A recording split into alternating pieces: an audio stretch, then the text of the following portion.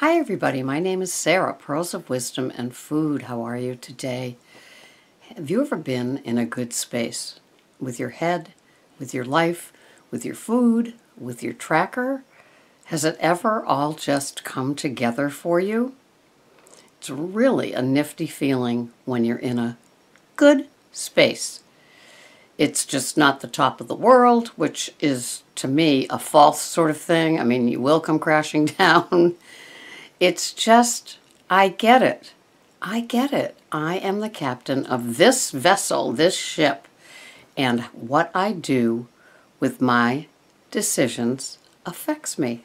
Oh, it's wonderful. Just think. You have your tracker filled out. I don't know when you fill it out. I don't know if you're a night owl or an early bird or just a regular kind of person that just sleeps normal hours. I don't know what that's like. And so you put your food in and you shop for the best of the best. You've just decided, wow, I've been listening to that woman and I think maybe I'll start trying organic lettuces or some organic berries or maybe a nut butter instead of a Jif or a Skippy or a Peter Pan. I think I'm going to start doing these little things. Or maybe just getting myself a carton of Pete and Jerry's eggs. I do have that dollar coupon from the Sunday paper. Why don't I just start doing that and reading the ads and paying attention? I think I can do that. Or going through your food pantry or your freezer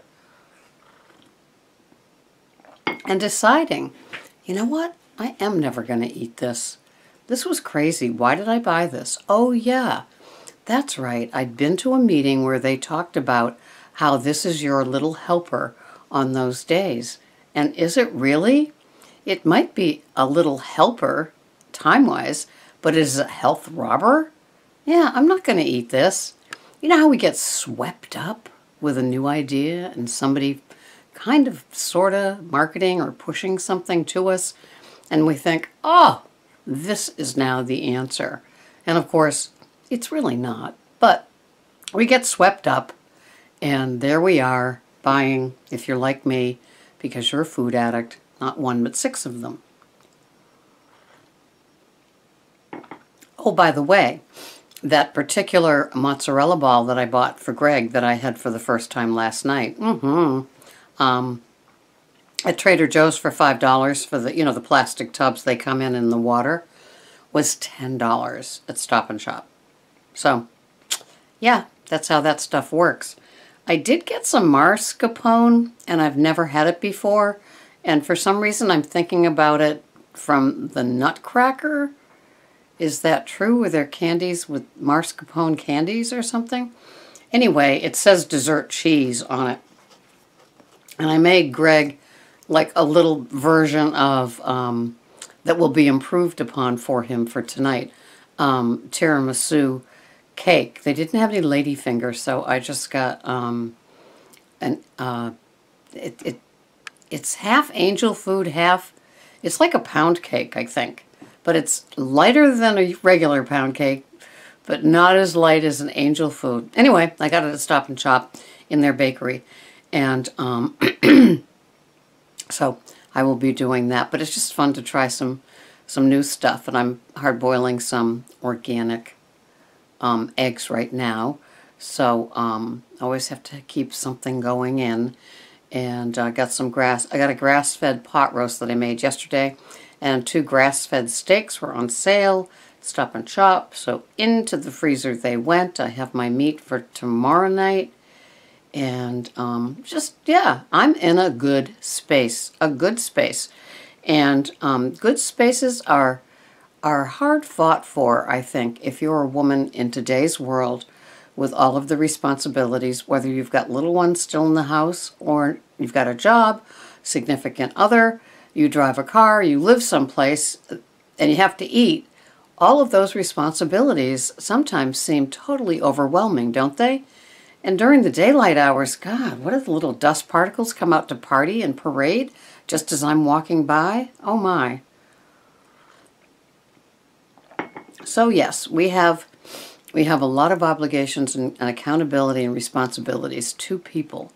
But one person private messaged me yesterday, and her husband is very, very ill. And, of course, she asked me to pray for him, so I do, and I will. But, you know, think of the pull. Think of the pull while you're with your significant other who's in an emergency situation, or in another place besides the home, and you need to go visit, and how, you know, food is either your salvation or you could care less. I think mine would be it would be my salvation. I would want to dive into just a vat of numbing something or other. And this woman is holding her own through it. It's not easy, I'm sure. And so, you know, we learn. And we learn, just like if you're on a food plan where you're attempting weight loss and you do something every day, and the loss begins to add up. I love that. That's like your front seat back in an airplane. And so the loss begins to add up, not because of what you did yesterday. Well, part of it is what you did yesterday, but a whole part of it is what you did the day before, the week before, the month before, right? And so getting to a good space is like that Girl Scout sash with all the badges on it that I had as a little girl. You really work hard for each and every area of your life, learning how to do the best and be the best, and take care of yourself the best, because doesn't it begin with self-care? And if you're not practicing self-care, I don't know how you can get the food part under control.